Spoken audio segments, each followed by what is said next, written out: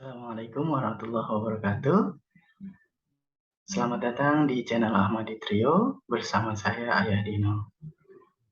Halo, apa kabar teman-teman? Semoga dalam lindungan Allah dan dilimpahi kasih sayangnya. Amin. Kali ini kita di segmen Human Capital, kita belajar bersama tentang pengembangan diri dan dunia profesional.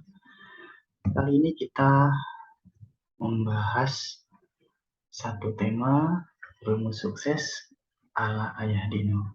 Formula sukses pengembangan diri dalam mencapai tujuan. Ada 3 hipotesis yang ingin saya sampaikan. Yang pertama, apa itu sukses? Mengapa kita harus sukses? Dan bagaimana kita bisa sukses? Yang pertama, tentang apa itu sukses. Secara bahasa, menurut KBBI, sukses artinya berhasil atau beruntung, sedangkan menurut Cambridge, artinya the achieving of the result wanted or hoped for, atau something that achieves positive result.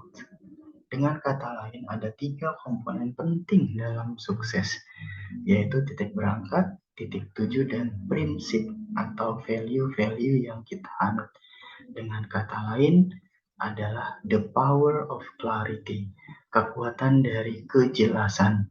Apa, siapa kita, mau menuju kemana, dan prinsip atau value atau nilai apa yang kita yakini benar sebagai pemandu untuk menuju titik tuju tadi.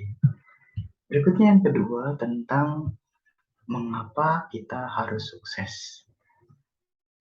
Ibu dari segala motivasi adalah reason.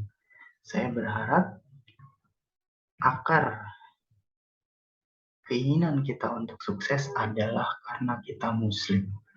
Mengapa? Ya, saya berangkat dari identitas. Jadi agama kita mengajarkan mukmin yang kuat lebih baik dan dicintai Allah daripada mukmin yang lemah. Tangan di atas lebih baik daripada tangan di bawah. Dan Nabi kita contoh pengusaha yang sangat sukses dan lain-lain. Nah, saya menghubungkan hal ini dengan nasib. Bagaimana nasib terbentuk? Sejak kita kecil, kita mengindra, melihat sekeliling kita, sedemikian rupa itu membentuk identitas kita. Apakah kita Jawa, apakah kita Muslim, apakah kita orang Indonesia, dan seterusnya. Dari sana terbentuklah belief system. Dan dari situ kita mengambil keputusan-keputusan yang dimanifestasikan dalam bentuk action, baik berupa sikap, ucapan, maupun perbuatan. Action yang terus berulang, itulah yang menjadikan nasib kita saat ini. Jadi kalau kita ingin merubah nasib, apa yang harus kita lakukan? Yang harus kita ubah adalah action atau behavior kita tadi. Cara kita bersikap, cara kita berucap, cara kita bertindak. Lebih dalam lagi, ubah keputusan-keputusan kita. Lebih dalam lagi, ubah keyakinan yang keliru. Lebih dalam lagi, ubah identitas kita. Dari Muslim yang kurang baik menjadi Muslim yang lebih baik. Dan lebih dalam lagi, perspektif atau sudut pandang kita dalam melihat segala sesuatu. Nah, pelajarannya adalah yang pertama, tidak ada yang bebas nilai. Ada konsekuensi untuk setiap pilihan. Yang kedua, ibu dari segala keahlian adalah mengulang. Berikutnya, carilah hidayah Allah dalam Quran dan hadis dan ijtihad para ulama dengan penuh harap semoga kita dibimbing Allah menuju kesuksesan yang kita impikan. Dan yang terakhir, kita apapun yang dikaruniakan Allah pada kita sampai saat ini, kita imani qada dan qadar fi khairihi wa syarrihi, dalam baiknya atau buruknya. Yakinlah apa yang ditetapkan Allah itu pasti yang terbaik untuk kita.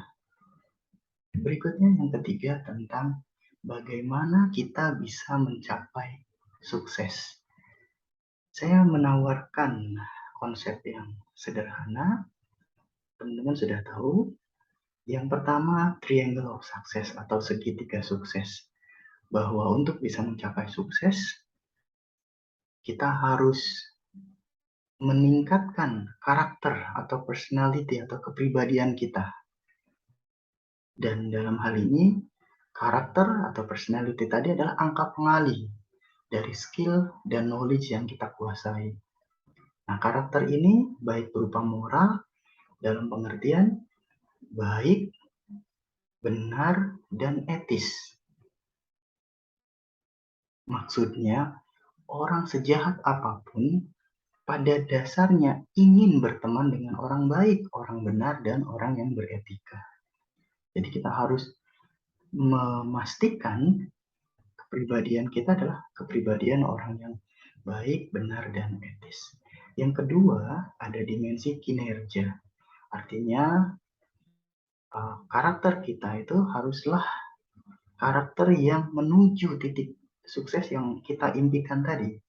Misalnya, kalau kita di bidang profesional ya, pekerja begitu, maka kita harus meningkatkan rasa ingin tahu kita, selalu meningkatkan cara kita berpikir, resilient, ya, tidak habis tenaganya begitu, selalu punya daya juang. Nah, berikutnya terkait kompetensi atau skill, atau di sini saya analogikan seperti mobil atau kendaraan. Kendaraan itu ada yang cepat mencapai yang kita tuju, tapi tidak aman atau tidak nyaman.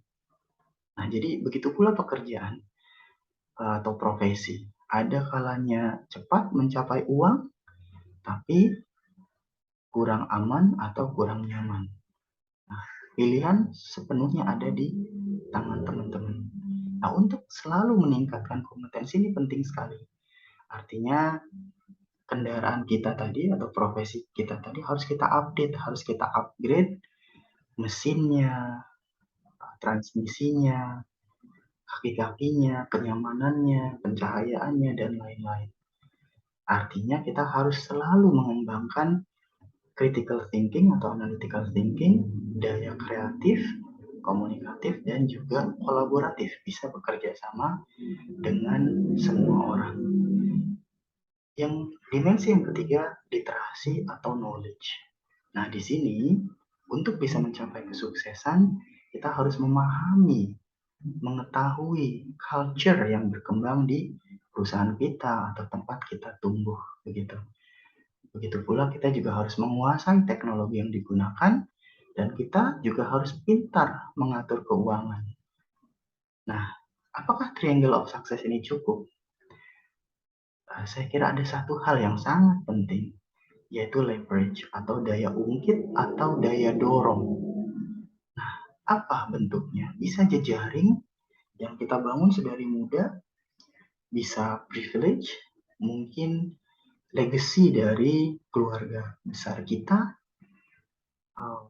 kemudian nama baik, kita juga punya sandaran vertikal atau spiritual yang baik, bisa juga kalau dalam dunia kerja, atasan yang baik. Intinya yang saya ingin sampaikan adalah bahwa biji yang hebat, biji atau bibit yang unggul tidak akan optimal tumbuhnya kalau berada di tanah yang gersang.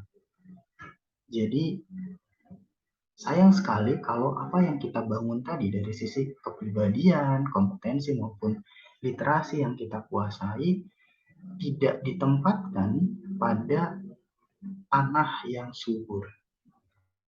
Saya analogikan, misalnya Anda jago masak. Semua jenis masakan, cara motong daging, cara mengolah ikan, Anda kuasai. Begitu pula jenis-jenis makanan, Anda tahu semuanya. Eastern, Western, semuanya Anda ketahui. Dan Anda sendiri adalah tipikal orang yang sabar dalam memasak, karakternya kuat begitu. Nah, tapi yang tahu bahwa Anda jago masak hanya orang satu rumah saja. Kira-kira akan bisa menghasilkan uang besar tidak? Nah, coba bayangkan kalau yang tahu Anda itu jago masak orang satu kampung, orang satu kecamatan, orang satu kota, orang satu provinsi, orang satu Indonesia, tentu akan membuat potensi bibit unggul Anda tadi bisa berkembang secara optimal. Tentu Anda boleh tidak sependapat dengan hipotesis yang saya tawarkan. Ini murni dari apa yang saya pelajari dalam perjalanan hidup. Semoga bermanfaat. Wassalamualaikum warahmatullahi wabarakatuh.